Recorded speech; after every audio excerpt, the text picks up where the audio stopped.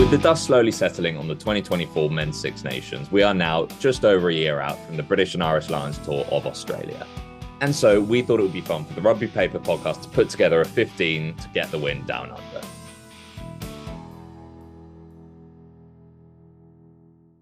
Should be a good one, this. I've assembled the troops together at 8:30 a.m. on a Monday morning.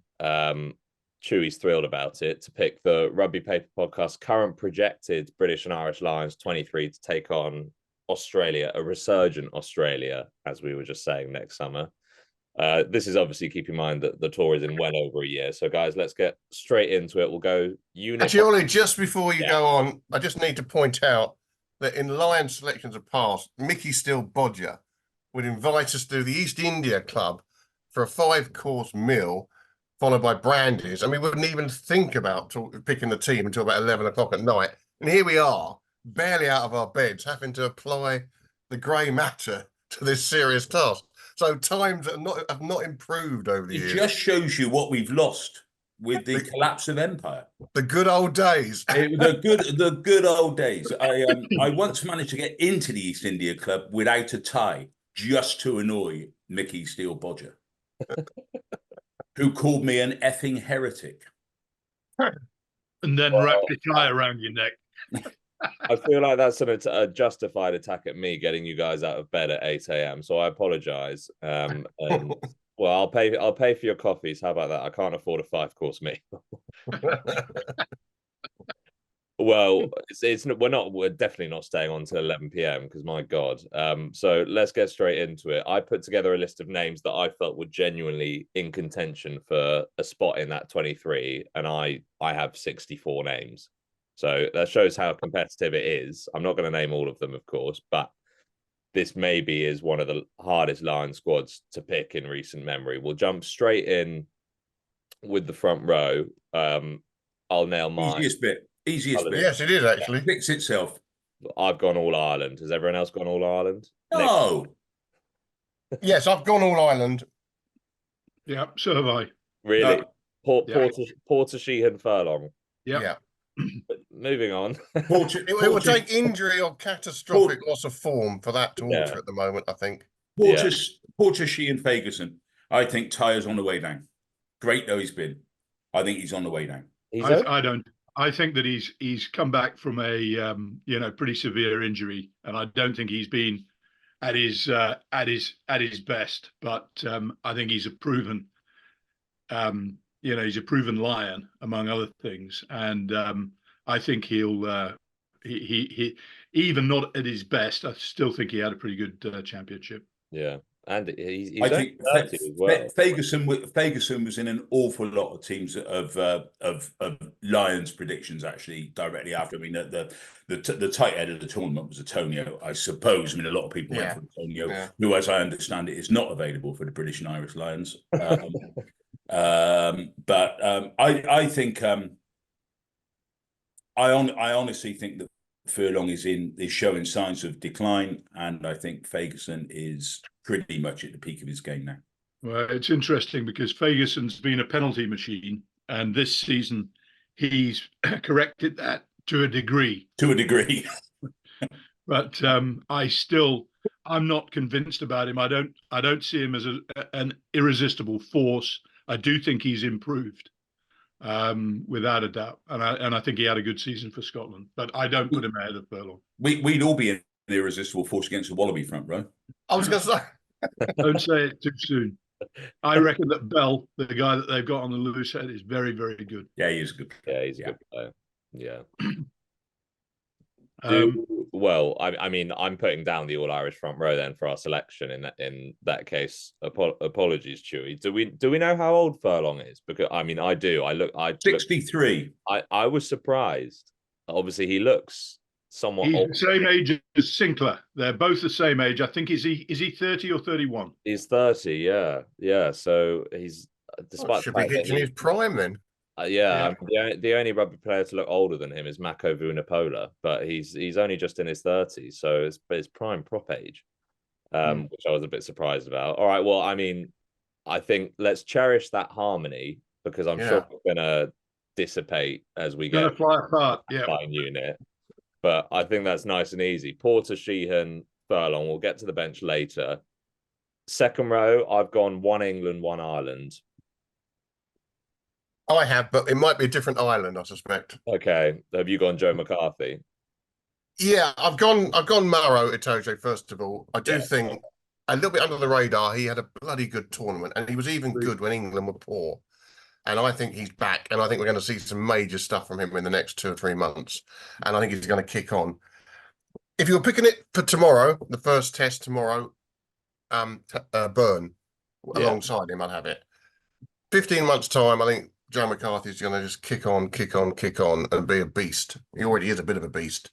So I would go with Itoje and McCarthy for 15 months' time. Yeah, I go with you on Itoje. I think that consistently he was top class during the Six Nations.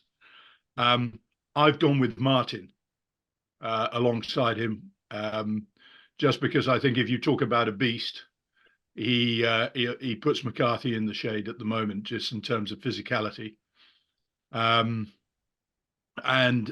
I think as ever, you're gonna need that big time on a Lions tour, and the familiarity as well, but also the power that he'll put through scrummaging wise. So I go for him as the tractor lock. Those are my 4 names that I was really, for the 3, presumably there are 3 second row spots, unless you obviously put Martin at 6. Those were the 4 names that I was sort of penciling in. Chewy, have you got any other names to contribute to that? No, I don't. I mean, Itoje is nailed on, and I would certainly. I mean, I buy Bren's argument about whether you're playing tomorrow or next year. In fact, they are playing next year. Whether you want to, I mean, Itoje can do it all, as we know, but equally he can play the tractor role or a sort of souped up tractor role as well as the next guy. So for the X factor, unless Byrne has a major, goes off a cliff in form, he's in my side, because I think he just does things that virtually no one else does. Yeah. So I'd agree. He's in my side as well, but not in the second row. Okay. Now it's getting complicated, Nick. No, it's getting good. Yeah. Well, I was going to say, lads, the listeners are bored. We need to start disagreeing a bit more. All right, so Nick, you've presumably got Byrne at 6. I'm going to provisionally put. So we've got Itoje as our 4. Does anyone have Itoje as captain? Haven't thought about captain yet. I'm going to pick the team. Well, captain when we've got the team. Okay, fine. All right, I've got my captain. It's not Itoje. Okay.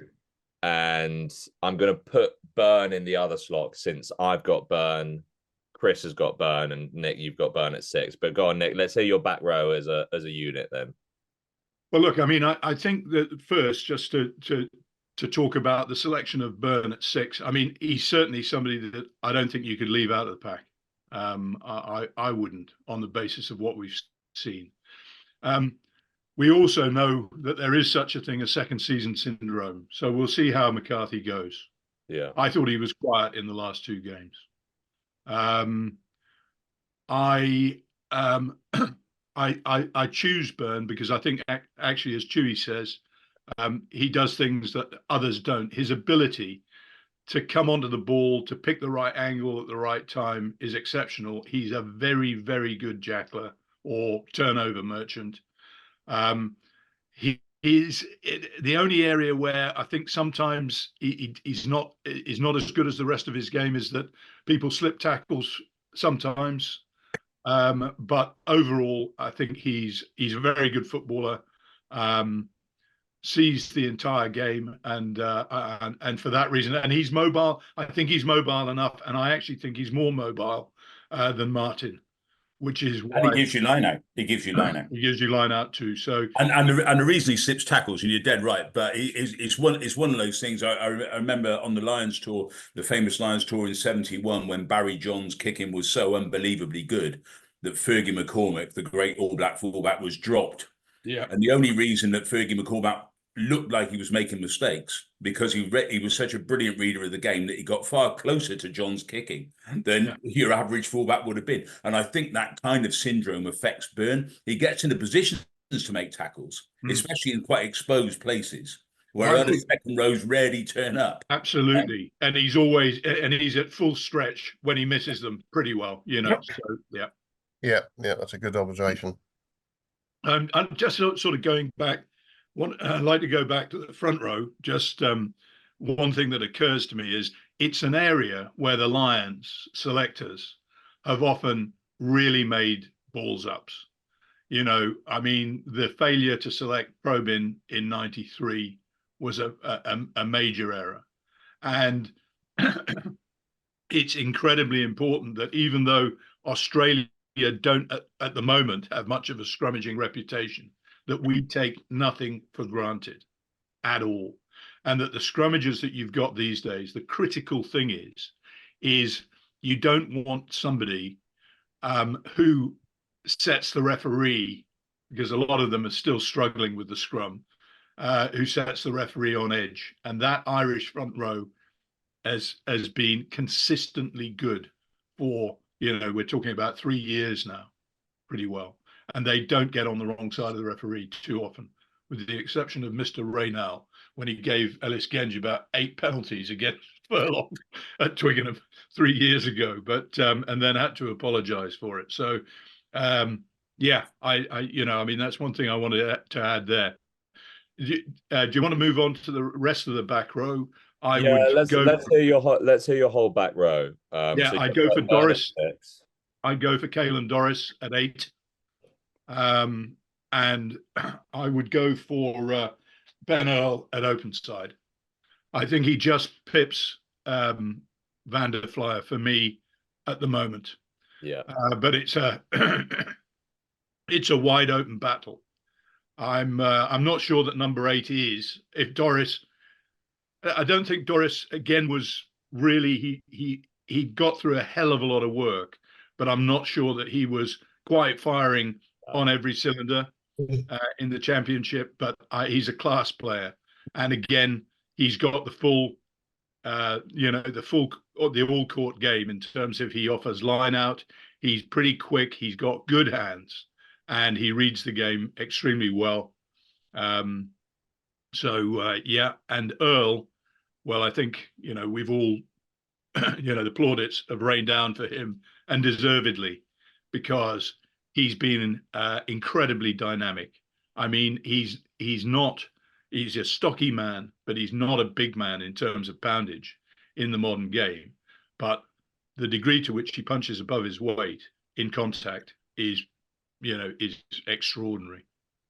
It's helped by the fact that his footwork is so good. Yeah.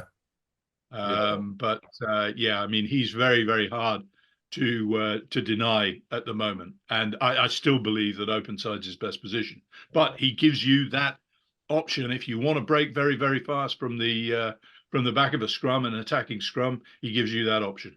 Or he could. I think there's got to be a fair bit of consensus on this. I'd certainly have, if you're picking on this form, on the form of the Six Nations, Ben Earl will be the number 8, with Doris slightly behind. But Doris has had, he's been very consistent for 3 or 4 seasons now. And he's very good. I think he'll be a great 8. Earl will be a great 7. 6, I'd put in a little shout for Ollie Chesham. I thought he showed up really well in the 2 games he started there at 6. Early days for him at 6, but he could, in 15 months' time, be an absolute force of nature there and contest the issue with Byrne, which looks like the way we're going. And I wouldn't have any problem with either of those 2 selections. Always great to have a line out at 6, line out man, I think, to add the balance. Just looks better. It's interesting because I had, obviously, both of you, Nick, you've gone Byrne at 6. Brennan, you've gone Chesham at 6. Have gone the enforcer at 6, the sort of Courtney Laws style that England are trying to find again and seemingly have succeeded in finding in Chesham in those last 2 games in the championship. I've gone, as per the last Lions tour in Australia in 2013, more of a diet. I've got Ben Earl at 6. so that you can fit it, because he's a guy who can wear any number in that back row. I don't think it matters. He's so good and so dynamic and so multifaceted that I think he can play any role. So who have you got at 7? I've got Van der Fleer at 7. Okay. You see, I think he could play 6, Van der Fleer. Okay, He's got that sort of South African look about him. He could play 6 or 7. Wouldn't matter which shirt he's got on, like Steph Couture, you know? Yeah. The double open side thing can work, as we've seen. We saw in 2019 with England. Yeah, I wouldn't be doing, if it was South Africa, I wouldn't be doing that. I'd be doing exactly what you guys were doing. But I think given the opposition, I think it can work. Intrinsically, I like what I'd call a sort of classic balance, traditional balance in the back row. But it can, it can work, and you're right, it does depend on the opposition. I just wouldn't read, I just wouldn't read, it's almost as if we dismiss the opposition. And in alliance to it's probably right that you go for what is your gun team. But the assumption that just because it's relatively fast tracks in Australia means that the line out is such a significant source that to have 2 flankers under, or knocking around 6 foot in your back row, I think gives the opposition an opportunity. I think that's a very fair point. Chewy, we're seemingly at a little bit of an impasse. Can you help? For good reasons, I find this an incredibly difficult area to select. Yeah. I don't quite buy I see where Brent's coming from with Chesham, but I'm not quite sure that playing at Lions pitch in what might still be an unfamiliar position, because you may not play a fat lot of rugby there. If let's say Cunningham South makes his full recovery relatively quickly and gets a run against the All Blacks in the summer and what have you. I mean, I think he'll be a contender, Cunningham South, for sure. I can see him having a big year, but it's supposition at the moment because we haven't seen it, have we? But the suspicion is that he's going to be a real coming force, and he's again a bit like Byrne and Toje. He's one of those forwards that appears already to have the full skill set. It's just when he brings everything to the fore and what specific role he's asked to play. So I think he's a runner. It may well be that Earl stays at number 8. It's perfectly possible that England will continue to pick him at 8 on the basis of if it ain't broke, etc., etc. So in that case, if he's not playing vast amounts of rugby, and Saracens might do something similar now that Billy V is pushing off. He might well play at 8 because they've got people like Andy Christie hanging around at Saracens, and they may think that Ben Earl suits their needs best at number 8. And McFarlane, who they could put at 6. Well, crikey, I wish he was available for the Lions. I mean, that's a back row and a half, isn't it? McFarlane, Earl, and Christie. He's not the worst, but there are 2. I mean, 7. If we say that Earl is at 8. And we can argue about the 6s, whether you want to take Byrne out of second row and stick him there, or whether you think that Cunningham South's got a load to offer. The one bloke, I mean, I think Rory Darge is a very, very good player, a real dog of a 7. Tommy Raffel, in terrible adversity in the Six Nations, was like a whole kennel full of dogs. I mean, crikey. Wainwright at 8. Well, there's Aaron Wainwright, who can play 6 or 8 with equal facility, and the bloke we haven't mentioned because he hasn't been playing is Jack Morgan.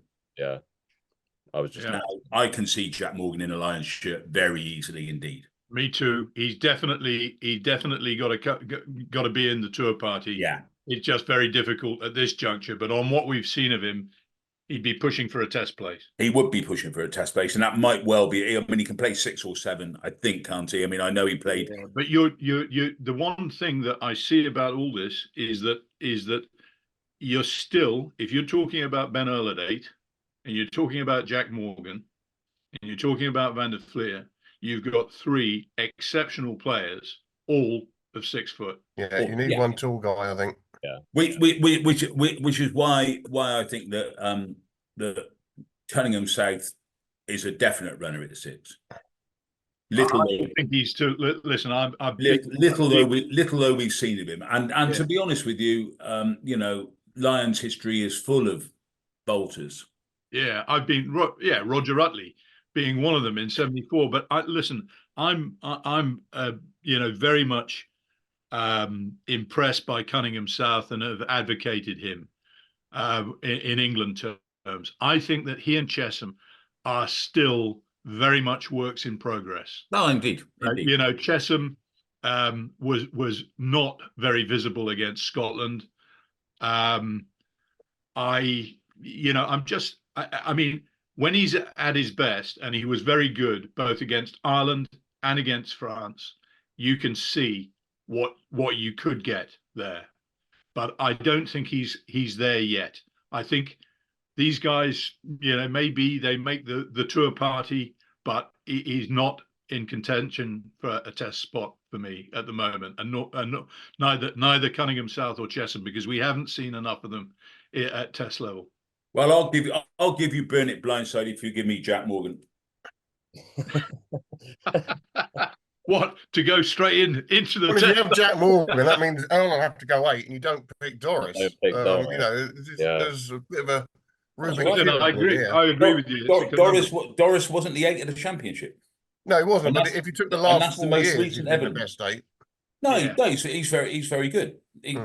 Crikey, he's an exceptional player.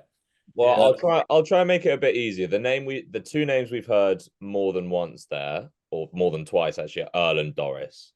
So I think both of them should be in our back row, to be honest. And by extension, then you put Earl at 7 and Doris at 8.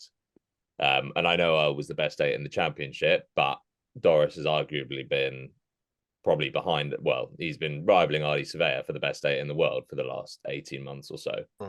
And I think by extension, you get both of them in your back row. 6, we've got, you've picked Byrne, Nick. Chris has picked Cunningham South. Brendan's picked Chesham. I'm happy to go with Byrne or Chesham, so I can be the movable feast here. I'm happy to go with either Byrne or Chesham. Okay, yeah, I'm thinking, right, let's go Byrne at 6. And second row, we've got Itoje, and Chris, you mentioned Martin. No, I didn't mention Martin. Nick mentioned Martin. Sorry, Nick mentioned Martin. God, I'm completely lost now. Brendan, you mentioned McCarthy. Yeah. I think, Chris, you support McCarthy? I'm not really sure. Between McCarthy and more, if we're talking McCarthy or Martin, because Byrne's now in the back row. If it was against the I want a looser second row. I'm going to ask Marrow to do a lot of grind, because I think at close quarters he's eminently capable of doing it. I mean, the bloke does it all. Be fair play to the guy. So I quite like the idea of that. That's why I have Byrne as a lock. Because he's that looser guy. It's the old yin and yang, isn't it, in the second row? But Itoje can do that. So if you're just going to have a complete tractor, then at the moment I would go McCarthy just above of Martin. I think McCarthy shows signs of having slightly more to his game, even though he's being a tractor. Okay, slightly more. I'll tell you what. I mean, in the second row thing. I mean, again, we've put a number of names into the back row mix. Like Reffel, like Jack Morgan, and so on. At lock, the last sort of non-Lions tour, which was to South Africa, obviously, Adam Beard got in there, and actually he did quite well. I mean, when you've got somebody like Skelton, I know that they're not going to get him off the ground, but he's going to lift other people into the stratosphere. So I do think, sometimes you need you need to look at line-out men. Both of the Greys were out of this this Six Nations, but I don't know whether I'm right that they've both been Lions. Certainly Richie Gray has been. I don't think Johnny has ever been. No, but look, And he's been unlucky, really, really unlucky. And Gilchrist has been a regular for for Scotland. I don't know. David Jenkins would be your beard figure. Yeah, possibly. And he's very good. I mean, I buy your argument. Jeff Parling in 2013 was a big player on that tour. Yeah, he became important. That's true. He did. Yeah. So look, I mean, that's just throwing, potentially throwing a spanner in the works, because I actually think that we've got probably the right people, but there are options. There always are with the Lions, and it's worth they're worth consideration for certain, and they'll get consideration in the wider tour party. Well, I think that's a degree of consensus. So we've got no Welsh starters in that pack, which was something that did occur to me, and I think that leaves us looking, given how Wales's backline fired during the Six Nations, that leaves a Welsh starter looking unlikely at this point. Well, you won't have any of the backline either. No, well, that's what I'm saying. But he might get in his physio. Look, I don't think. I mean, listen, Jack Morgan and David Jenkins won't be far. They could be 23. They'll definitely be on the tour. Yeah. In a wider Lions tour party, there will be Welsh players in it. Of course. But I don't think that we should, I mean, there have been occasions where people have had in the past, where people have had no representation in Scotland for donkeys. And, so for me, that's just the way the cookie crumbles at the moment. Yeah, no, I completely agree. So we've got Porter, Sheehan, Furlong, Itoje, McCarthy, Byrne, Earl, Doris. It's a pretty good pack. That's a pretty decent pack. If everyone's happy with that, does anyone massively object? If not, we'll move on to scrum half.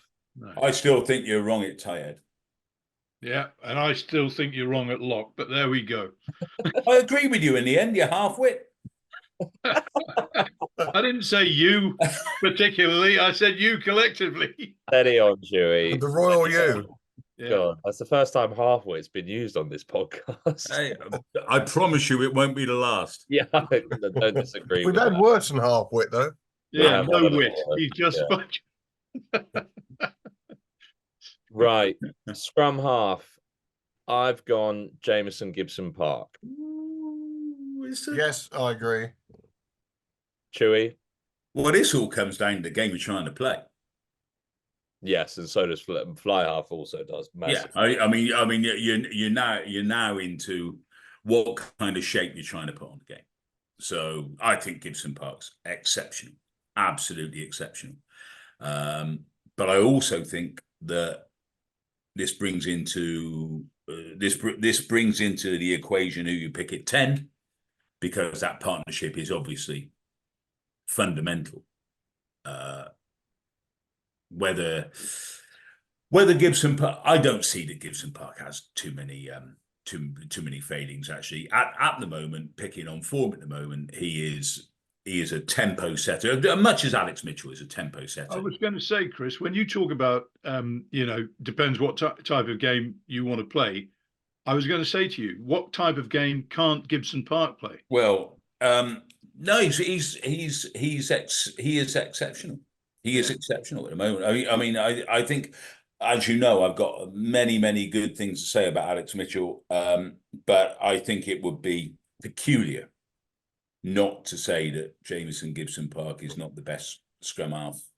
Yeah, I mean, to the Lions at the moment. Yeah, I mean, what we've got is there have been periods where England have dominated Lions selections, Wales have dominated Lions selections. Not too many. The Irish usually get a fair contingent, but they don't often completely dominate it. I'm afraid that this time round, we have to look at the reality of what's happened in European rugby over the last 3 years, and the reality is that Ireland are, by some distance, the best team in the Six Nations on a consistent basis. Yeah. And therefore, this time round is their time almost. And for me, it's Gibson Park. without a shadow of a doubt. And I think it's very useful that Mitchell is of the same ilk, so that they're kind of interchangeable. If Mitchell had to come in, you won't get a change of game plan at all. Yeah, and likewise probably with Thomas Williams as well. There's a very, very good, and White. I like White. He's a very good all rounder.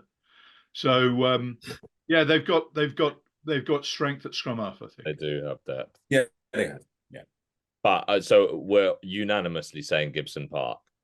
It's difficult to make a case for anybody else as a starter at the moment. Yeah. All right. Fly half. Now that's a bigger domino and a bigger debate. Has anyone gone Owen Farrell? No. No, I haven't. No. Okay. Who's gone Finn Russell? I have. Anyone else? I've gone Finn Russell as well. I'm sitting on the fence. I'm going to listen to the debate and make my call.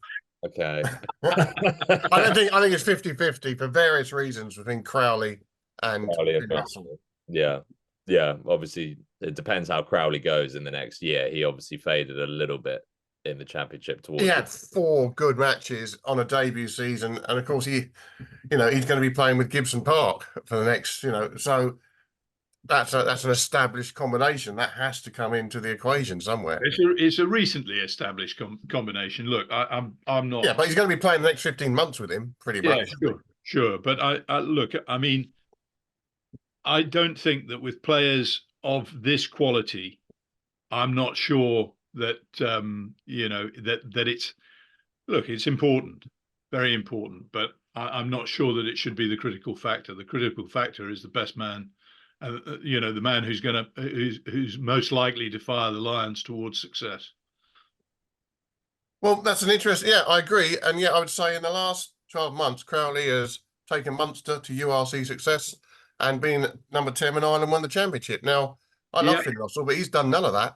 Yeah, I like Finn Smith, who got the better of him when when Northampton played Munster. Well, he got the better of Munster. I mean, I'm not sure. Well, listen, I mean, in the comparison between the two, he had the better game for me.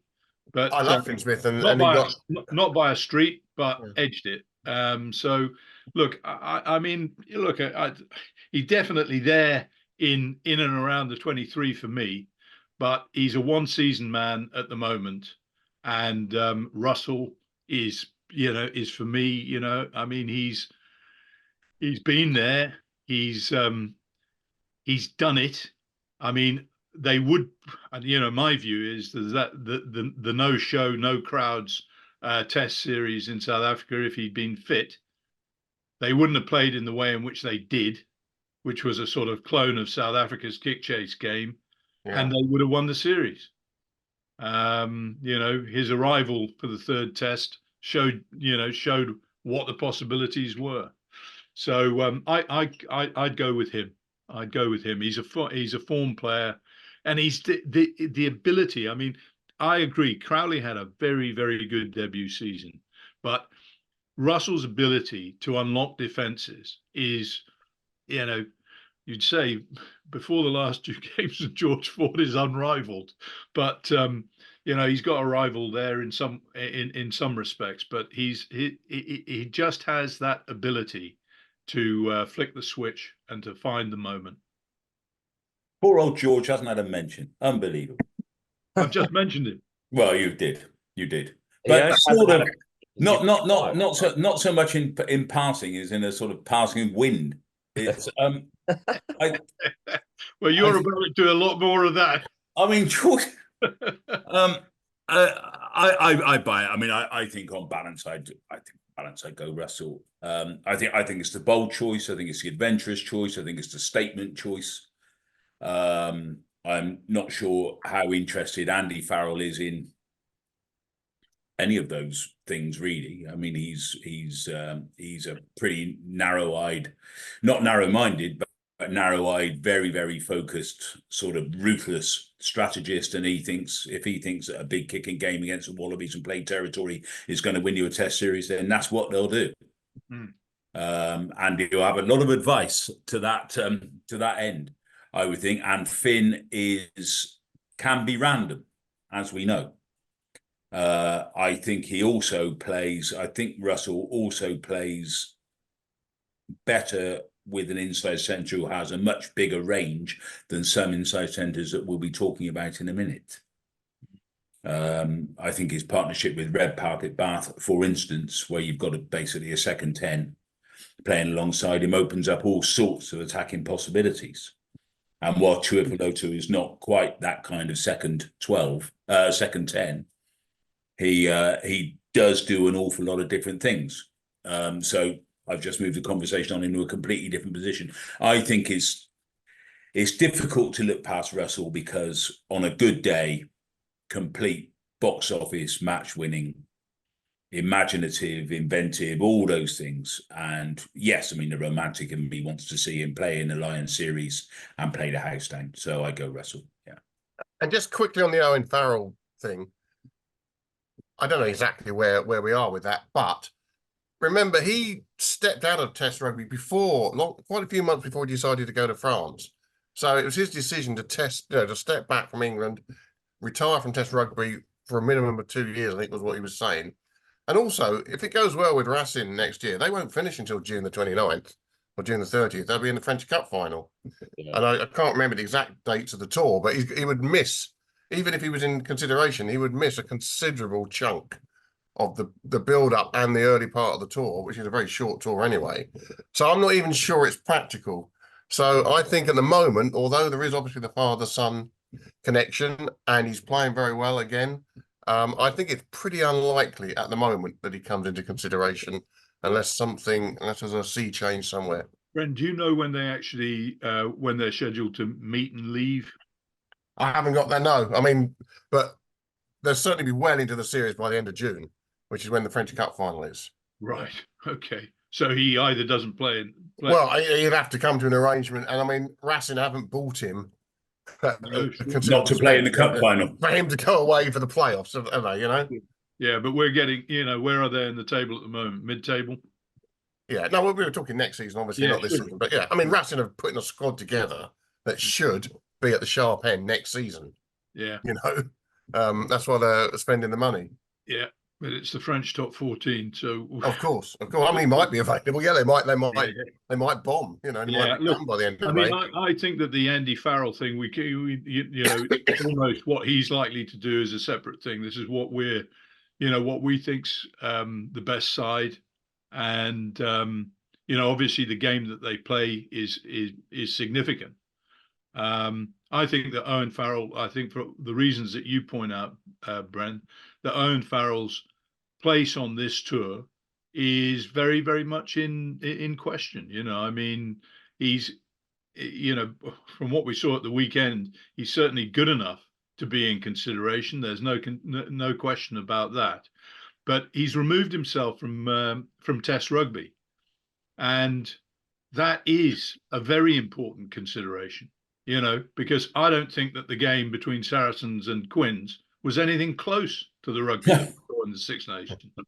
So I've got really big question marks about how that one goes forward. The other thing is that I think that one proviso I'd like to put in there, if Owen does find his way into the Test party, is that he doesn't play it inside centre. Which is where, of course, he was playing the last time England got to the World Cup final.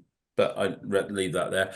What happened in that game? Well, yeah, but they did comfortably beat the All Blacks in the game before. Yeah.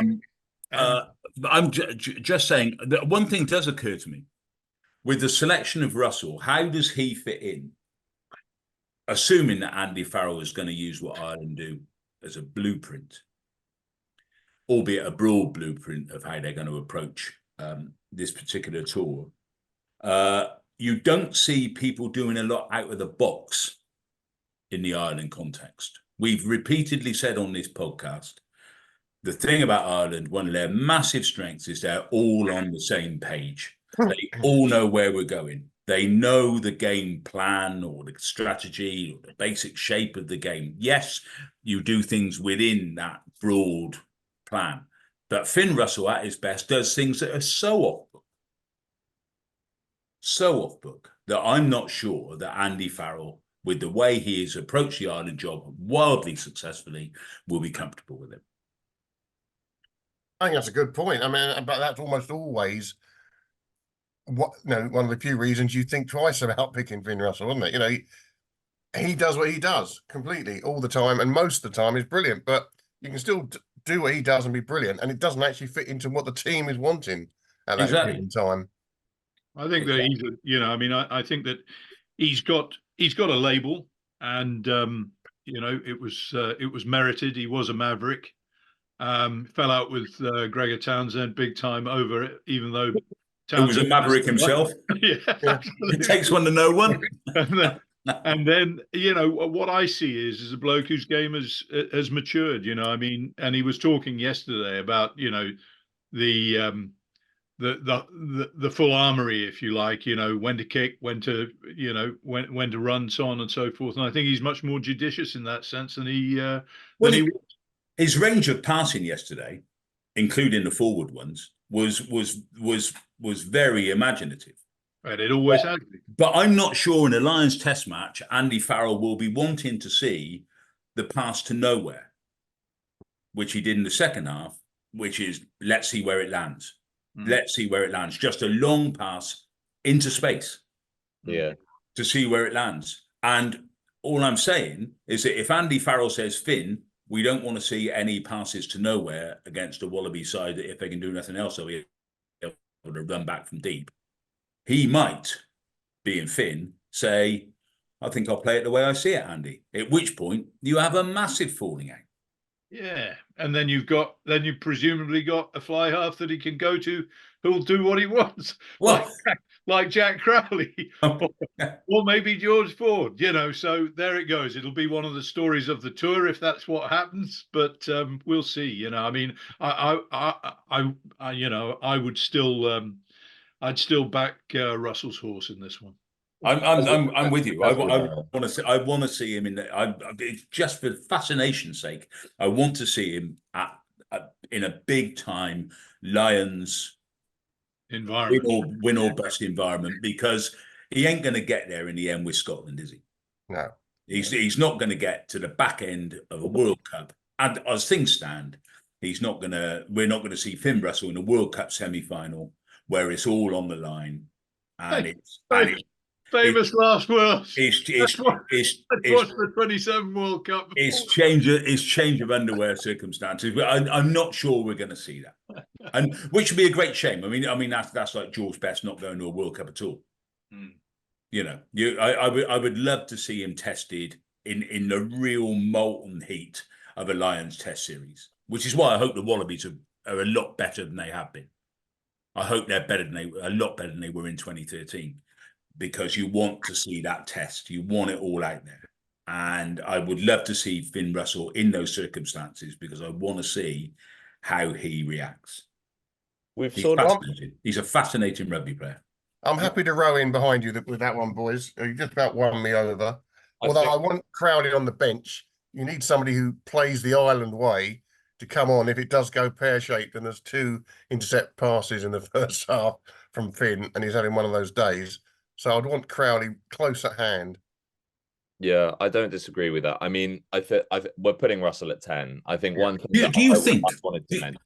Do you think just in this context? Do you think that Finn Russell, in the sort of coaching imagination, do you think there's a parallel with sort of Quade Cooper?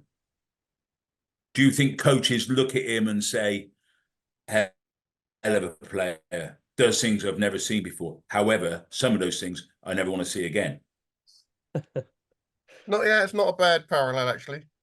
Yeah, I think because Quade never nailed it, did he? Selection-wise, Quade never quite nailed it down. But I think Quade was more flaky than Russell. I think that Russell, if you look at Russell's defensive game, he's actually pretty sound. He's good. Quade Cooper, no. I think Quade was also in and out of the Australia team more. Obviously, Finn Russell had his bust up with Gregor, but Finn Russell is Scotland's starting 10 now and has been for 18 months ever since that bust up. And I think Quade Cooper, the longest run of with Australia, was a About year, 2 games. maybe a season. Yeah, well, Yeah. And Russell's earned it. I mean, he's earned that positional security in the Scotland setup. He's also a much better goal kicker than Quade Cooper. Much better. Well, he is now, that's for sure. Yeah. He can't miss, can he? No. One thing I did want, and I'm aware we need to move on, but do we think in terms of picking your fly half and therefore picking the brand of rugby you're going to play? Because like we say, Russell offers just a completely different brand to your Crowleys and your Fords and your Farrells.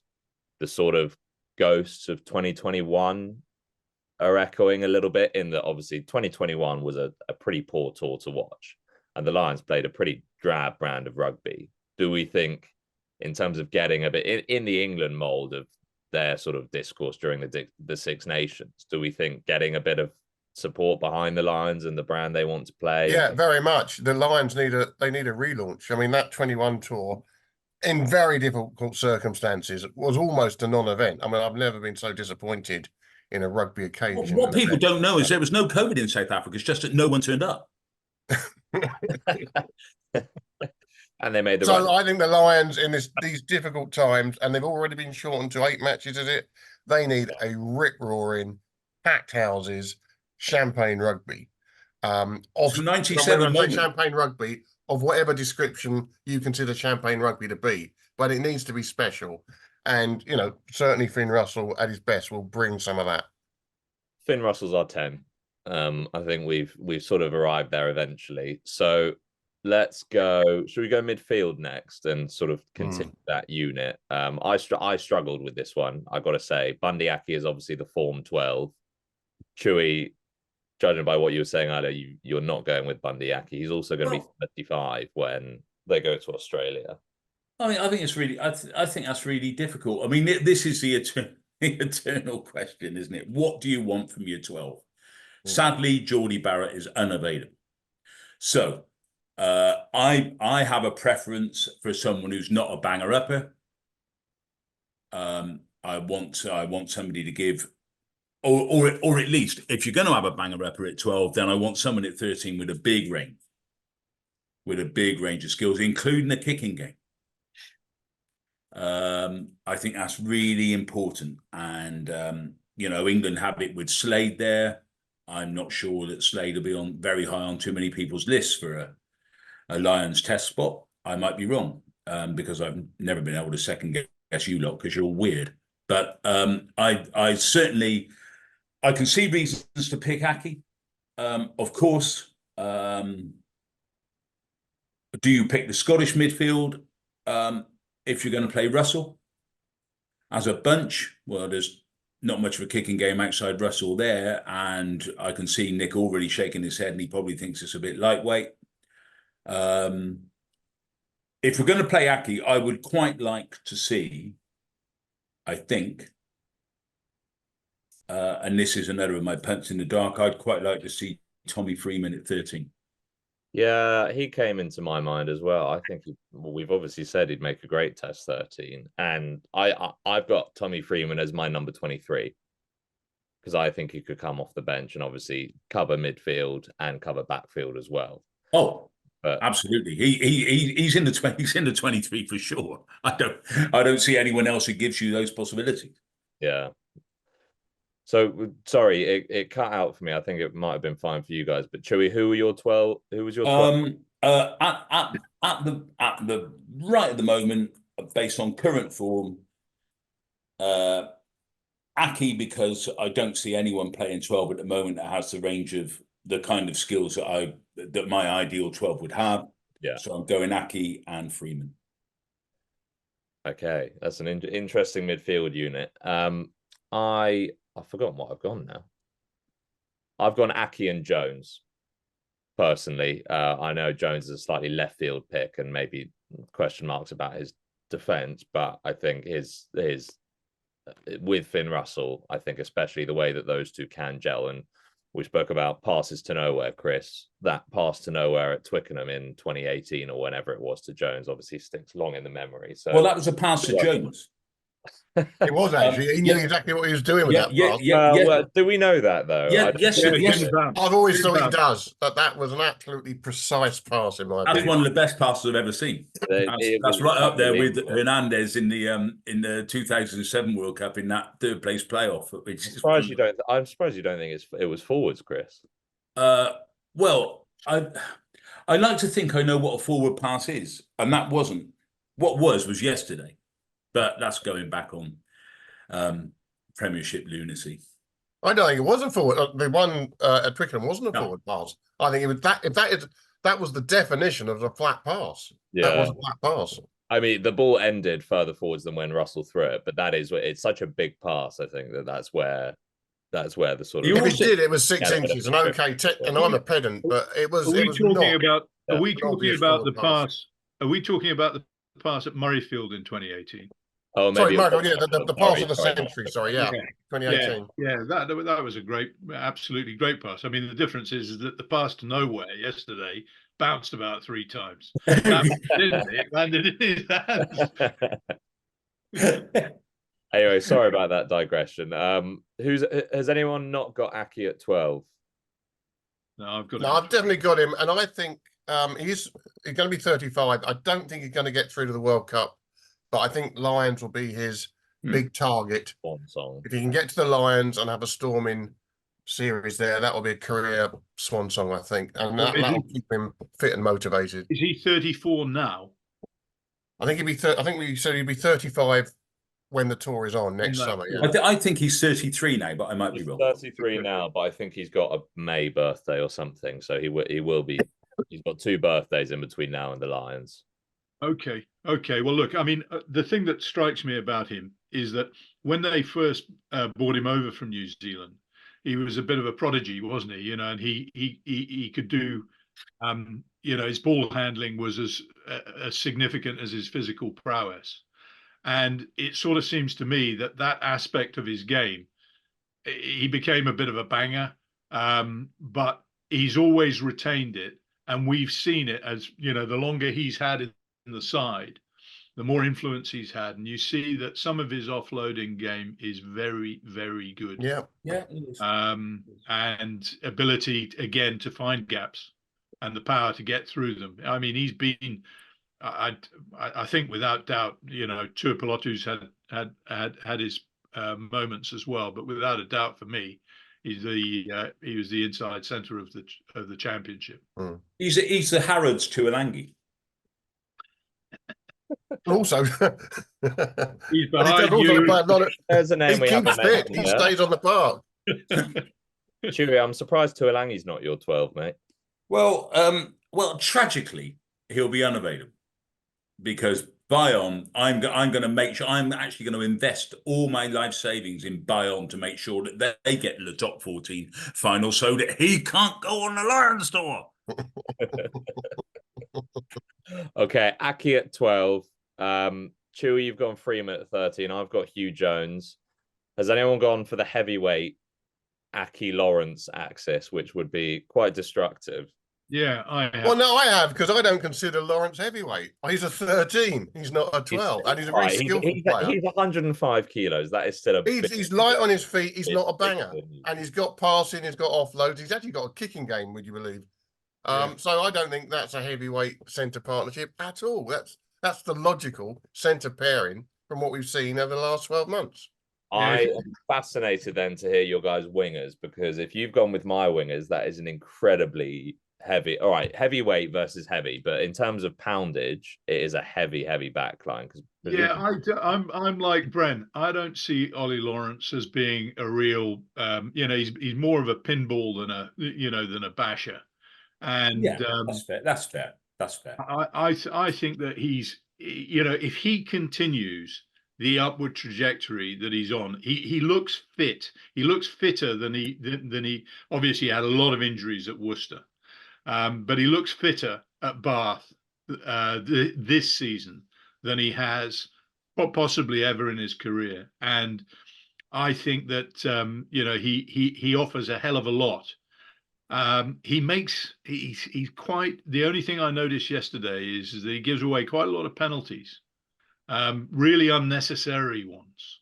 And there are aspects of his game that he needs to improve, like you say that about every player, but he does offer a real dynamism, and he's also such a natural footballer, so he's a very good foil for Aki, and he does have physicality as well, so the prospect of him working off Aki is quite exciting. Yeah, that extra yard. Yeah. And he can use that gas a little bit more. And he knows when to pass as well. So yeah, I'd be quite excited at that midfield. I mean, we're going with Lawrence at 13 then, because Chewy and I have been outvoted. So I only say heavyweight because you've then got, what's that? That's a nearly 220 kilo centre combination, which is probably the heaviest. I mean, that's Davis and Roberts, I suppose. Tell you what, you when you come up with this 105 kg for Lawrence, He doesn't look it, does he? There are lots of stats that are right off, in la la land for me. I mean, I don't believe a lot of them. I think that there's a lot of kidology goes on. I think that sometimes somebody else has got a foot on the scales or something like that. So I'm sort of a little bit wary of that. No, to be fair, looking it up now, it says 100, which, to be fair, is, I mean, a lot of that's lighter than Tommy Freeman. Obviously, he's not quite as tall. Yeah, and I'd have to guess the Aussie midfield might weigh in at a fair old tonnage as well. Yeah. Well, back in the day, well, not back in the day, but a few years ago, they were going Karevi at 12, Kuridrani at 13. Yeah, I mean, those days are gone, but they'll have some big unit there. Yeah, at least one. The last time they were any good, they had Matt Gitto at 12. No, that's true. No, I mean, you're not wrong. You are not wrong. Kuridrani at 13, that's absolutely fine. If you're going to have a footballer at 12, I'm with Ollie Lawrence all day at 13. All day. So you're violently against Aki at 12, Lawrence at 13 then? Oh, no, not at all. I mean, look, I think I'm not as reluctant to see Lawrence at 12 as some other people on this panel. I think he can play it perfectly, perfectly adequate. I mean, he's shown at international rugby that he's turned in some pretty damn good performances at inside centre. I don't have a massive issue, and because he has a slightly bigger range than a pure basher. In fact, he has a much bigger range than a pure basher. I might venture to suggest that he ends up at 12 full time. It may well be. Who knows? That depends on the coach. I have no problem with Lawrence. I mean, he's very good. I just want, especially with someone like Russell at 10, I just want someone who can play the game managing role as well. I want someone else on the field who can do that. Gibson Park is another game manager. Well, Gibson Park in that position. No, absolutely. I mean, the kind of footballer you want to see, or I want to see. And when he got on the field, at the weekend at Tottenham Stadium, Alex Good. He wasn't on the pitch for very long, but he threw 2 or 3 passes and cut 2 or 3 lines in the space of. I know it was a busted game. It was all over. He could pretty much do what he wanted. But I just find so much selection very prescriptive. I want to see real rugby brain out there. Yeah, he's a great player, and then you also look at a guy like Maylands, who's just come back for Bristol. I mean, there are some very, very good players who aren't getting near test selection. Oh, and the more I think back, and I used to have this argument all the time, and I admired Mike Brown. I admired a hell of a lot about him. But how the hell he got that many England caps above a rugby player as complete as Alex Good is beyond me. Utterly beyond me. Eyeball game. That's why. Full stop. Yeah, and that's a myth as well. He dropped one bomb under the post in Dublin on a shitty afternoon and got hounded for it. And it was 3 years before I saw him drop another one, and 3 years before I saw him drop another one. He's nowhere near as fallible under the high ball as anybody made out. Oh. He just so much so that when he did drop one, it got noticed. Whereas Mike Brown would drop one every game, and it was, oh, that's unusual. Mike Brown's dropped a ball. he dropped the ball every game. He was also brilliant under the high ball for the rest of the 79 minutes. So I was absolutely gobsmacked that Good hasn't got 90, 100 caps. And it's a bit of a, well, it shames the English game a bit. It's an indictment of the game. It is an indictment. It's an indictment of England over the last 15 years almost. Yeah. Oh, there's a digression. There's a digression. Alex, good for the Lions. Yeah, I was going to say, we'll put him at fullback. I was just about inside centre. There you go. Inside centre. England's answer to Geordie Barrett. So we've got Aki and Lawrence. I'm going to fast track the fullback discussion and preempt that we've all got Keenan. We have. I have anyway. Yeah. All right. Well, let's. Although, isn't it interesting how I feel sorry for the bloke. Brendan has given him a mention actually over the last couple of weeks in passing, but no one's talking about Freddie Stewart, who 6 months ago would probably have been in a lot of Lions starting Test 15s. Yeah, well, I hope he gets into the tour party. He's in my touring party for sure. I think even if he's not an England starter, just having obviously offers something to the tour that no one else in the British Isles does. And I think you've got to take him. And he was in contention to be on the bench for me. Just as if say the Lions win the first test and you'd be going into the second or something like that. But no, I agree. I think we should give him a mention. But Keenan's and this is where the short tour kicks in and the restrictions to the short tour. Because back in 01, Nick might have his own views on this. I think we've probably spoken about this before. But back in 01, Ian Balshaw was hot favourite for the test team. Yeah, against the Wallabies, and he didn't get picked for any of them. Matt Perry, and it was nothing to do with injury. Nothing to do at all, but the security that Perry brought defensively and all the stuff that he did. The one thing he couldn't do was run fast. Matt, I think he would accept that himself. He certainly wasn't as quick as Balshaw, but he was better at everything else. And over the stretch of those pre-test series matches, Matt actually proved that to the satisfaction of Henry, who was coaching that tour, and he started all three tests. Yeah. So that's just this is what can happen with someone like Stewart. Actually, listen,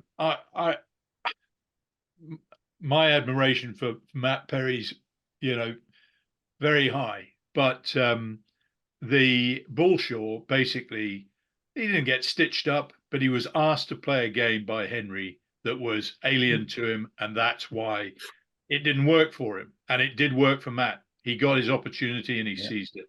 Which might go back to the Finn Russell question. Yeah. Will Finn Russell be asked to do something that he doesn't want to do? We know that this is the story of Lions tours. They actually getting the harmony right and getting the all the gears to mesh is the critical thing. Anyway, we're on in agreement on fullback. We are. Yeah. I think wingers will be less in agreement. Who's got Duhan van der Merwe? I've got him down as one. Yeah, I have. Yeah. All right. Well, we'll put him in. I think the other wing is a tricky one because if you got James Lowe, then you got two left wings. Yeah. Do you really think that is it's a critical thing regarding Lowe because of is he a left footer? Yeah, he's left peg, isn't he? Yeah, I don't know his religion at all. He's a left footer, but I think that Matt van der Merwe can play on either wing. I mean, the idea that you're just stuck on one wing. These guys are popping up all over the bloody field. Well, that is certainly something you say on Van der Merwe, who does get off his wing an awful lot. Yeah. I do think that defensively there is a distinction to me between the two positions, but that doesn't mean to say that the top end wings can't adapt. Yeah. Absolutely. I mean, I remember David Trick back in the day being picked on the wrong wing by England in Dublin. Yeah. And Ollie Campbell made a complete arse of him with his kicking, and David it was just not spatially sort of acquainted with the demands of that position. So things have changed because wings go looking for work and they roam out a lot more than they once did. So I've nothing against it. I think Van der Merwe is an absolute must. I'm just interested to know. I have my own ideas on the other wing, but yeah. Well, let's hear those. I mean, I have gone James Lowe on the other wing, but my only sort of reservation with that was I had a slightly quicker midfield, and I know Lawrence isn't slow, but obviously there are no out and out speed merchants in the sort of Emmanuel Faye-Waboso or obviously Lewis Rees-Sammet from 2021. I think Van der Merwe is fairly nifty, isn't he? He's nifty, yes, but I think he'd lose a foot race against your quickest British wingers for sure. But let's hear your Chewy. Let's hear your other winger then. Oh well, I put down Faye-Waboso. I thought you might. Anyone else? Well, do you know what? I've got him and Lowe bracketed. But look, Lowe had a hell of a season. It's very, very difficult to leave out a bloke who hardly put a foot wrong out of the equation. Faye-Waboso, from the little we've seen of him, is to the manner born. He does bring something different. There's no question about that. Flat gas. I don't know how fast he is. I don't know whether he's one of those guys who can tear it up over, 70, 80 meters. I don't know. He's definitely got the acceleration, that's for certain, and the footwork. But I'm going to Russell at 10. Russell at 10 would have an absolute field day playing with him. Yes. Little inside flicks off on the blind side. Yeah. I'm afraid that on just the merit of what we've seen, Faye-Waboso is the bolter choice. I'm going to go with Lowe in this one, but I'd in a way I'd love to see Faye-Waboso in there, but I just haven't seen enough of him. No, I kind of agree. Brendan, are you going Lowe? Because sample size for Faye-Waboso is just a little bit too small. I wouldn't be at all surprised if he comes through like a train in the next 12 months. But James Lowe used to be flaky. Now, like Nick says, doesn't make a mistake. Everything he does is terrific. You'd be a hard man not to pick him in the first test on current form. So yeah, I'll go with James Lowe. My issue with both, and they're almost not even issues. I don't think Lowe or Van der Merwe come to that are the greatest defensively on the turn. Yeah, not a terrible argument. Were you going anywhere with that, or that was it? That was it, really. Oh, okay. I think that I think that if the Wallabies, I don't know what's happening with the unpronounceable Wallaby wing. Is he pushing off to Rugby League? He's pushed off. Yeah. Has he gone? Yeah. Which you're relieved about, Chewy, because it means you don't have to try and say his name anymore. Well, that's true. Although I was present on the day when one of our previous guests, Gareth Chilcott, was commentating or second voice on an England-Georgia World Cup game where he didn't mention a single Georgian player during the whole 80 minutes. Georgia's easy. It either ends in Ashvili or Adza. Yeah, I think it's the bits that precede Vili and Adza where Cooch was likely to have the problem. If he'd got as far as Vili and Adza, he would have been home free, wouldn't he? All right. Well, look. So, Chewy, you've gone Lowe. Well, I'm still unclear after an hour or so. I'm still unclear whether the Lions are playing tomorrow or next year. Yeah. If they're playing next year, I've got I have Van der Merwe and Faye-Waboso because that's what I think will happen. Okay. If they're playing tomorrow, I buy the argument about sample size. I don't see how we can. We're picking a team really for now, but for next year. But I mean, who knows what the hell's going to happen? There is somebody we haven't mentioned today who will start the first test. So there always is. There's always somebody comes through. Matthew Reynal. We thought you were flavour gonna the name month, him. bowl, call them what you will. Ben I Toss, I whoever. thought you were about to name that man, Brent. No, Oh, I right. Yeah, would. yeah. I'd be a very I rich thought it was a man. mysterious introduction to some big name that you're pulling out from the. Oh, I was agog with excitement there, Brent, and it's not often I can say that in your connection. I was agog with excitement. We have to leave you hanging on that one, boys. Well, Oh, are we going to the bench? Well, Yeah, we're still not.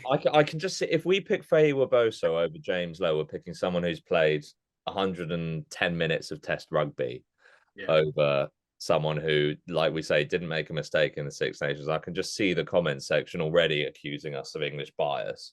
So the island front row we've selected. And, so because of that, I'm going to pick Faye Waboso because any publicity is good publicity. Sorry, James. We need a bolter. What does the panel say? We're split. What's the consensus? I'm with Lowe. Brent's with Lowe. I'm going with Lowe, yeah, still. Oh, fine. All right. Sorry, Brendan. I thought you were going Faye Waboso. No, I said I wouldn't be surprised if he gets the. But fine. I'm going with Lowe, but wouldn't be a surprise. He has a problem with Faye Waboso's sample. Yeah, the sample. Yeah, he hasn't provided a sample. Typical bloody player, dehydrated.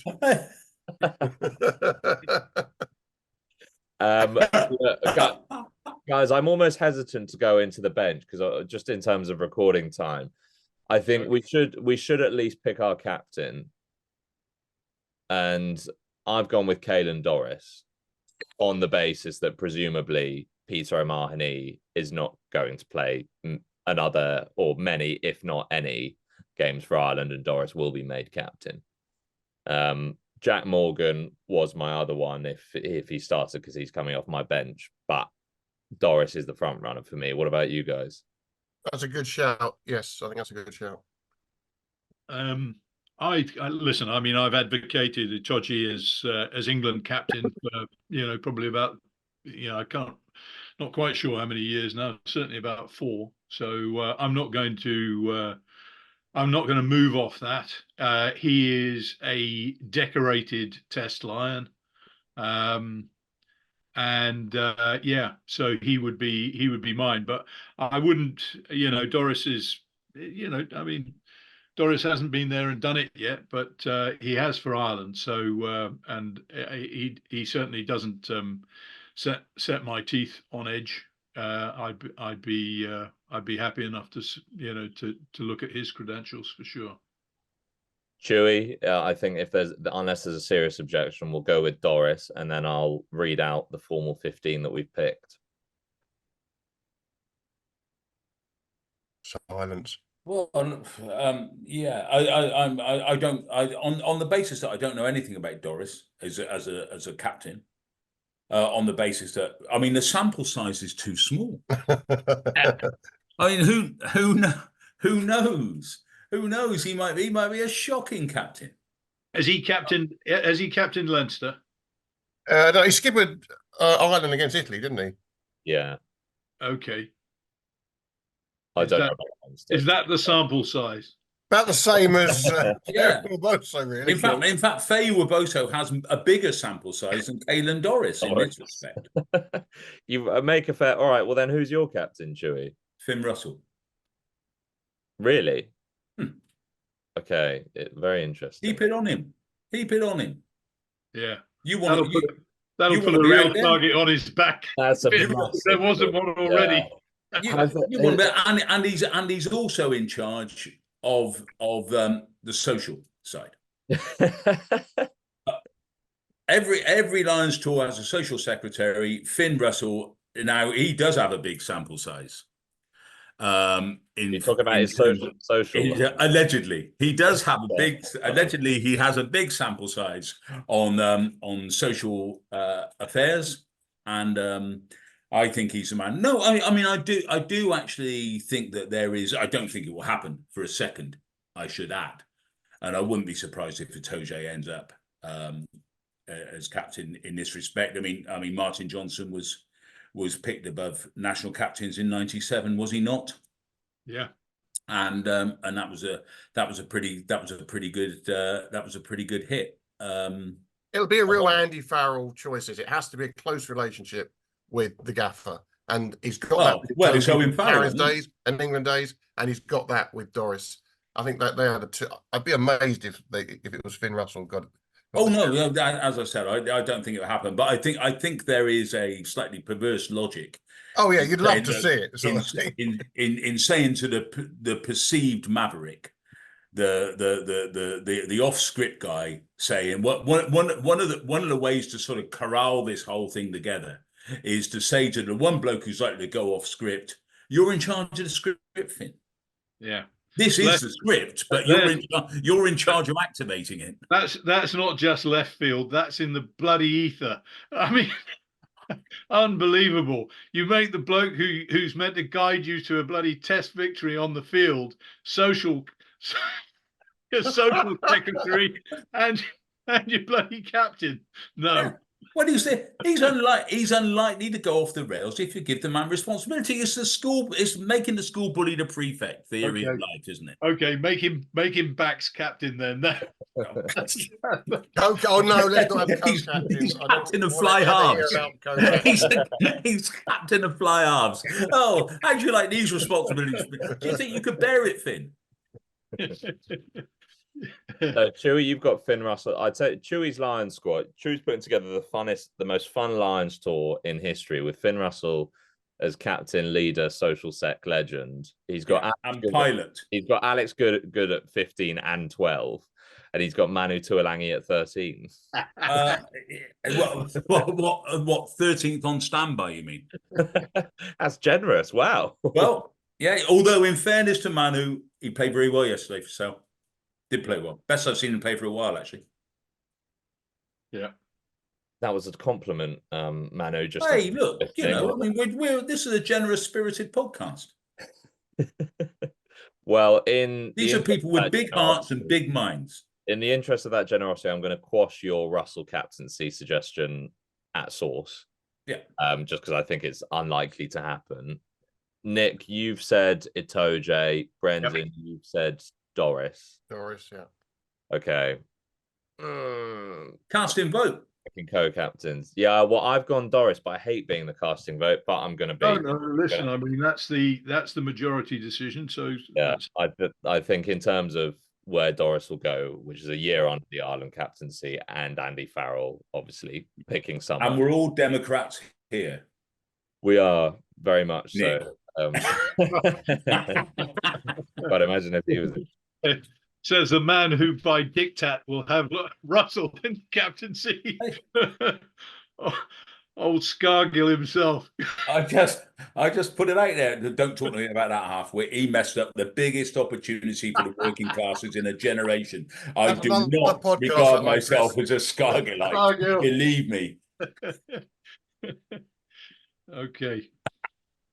So give us the team then, Ollie. I can't remember what we picked. Well, we like to hear the team. So the team is, we've got Andrew Porter, Dan Sheehan, Tyg Furlong, Maro Itoje, Joe McCarthy in the row, Tyg Byrne, Ben L, Caelan Doris at 6, 7, and 8, Jameson Gibson Park, Finn Russell, Bundy Aki, Ollie Lawrence at 12 and 13, James Lowe on one wing, Van der Merwe on the other, and Hugo Keenan at fullback.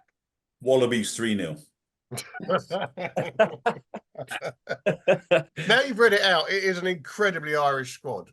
Yeah. Yes, it is. I hadn't realised we'd gone quite that green, but if you're doing it on merit at the moment, that's kind of where logic leads you, isn't it? You have to. I mean, so we've got 0 Welsh, so apologies to all Welsh fans out there. Ireland, we've got 1, 2, 3, 4, 5, 6, 7, 8, 9, 10.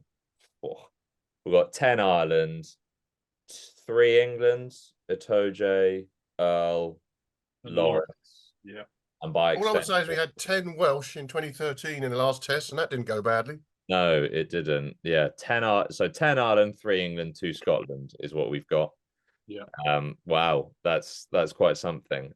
So well, we'll leave you with that. Obviously, please have your say in the comments below, because it will be amazing to hear as many 15s as possible. I'm surprised that there hasn't been too much post Six Nations discussion about it yet, but maybe the dust is still settling. But we'll probably repeat this exercise after the Six Nations. So we'll be, and let's hope we're all a year older and a year wiser, is all I can say. Guys, we will. Yeah, thank you for doing that. I've got a bit of a headache now, to be honest. It's so much to think about when we're coordinating who picks what. But yeah, like we say, we've just picked a squad to go down under and lose 3-0 to the Wallabies. Right. So we'll look forward to that and see you next week. Time for Mickey Still Bodger to get the brandy out now, boys.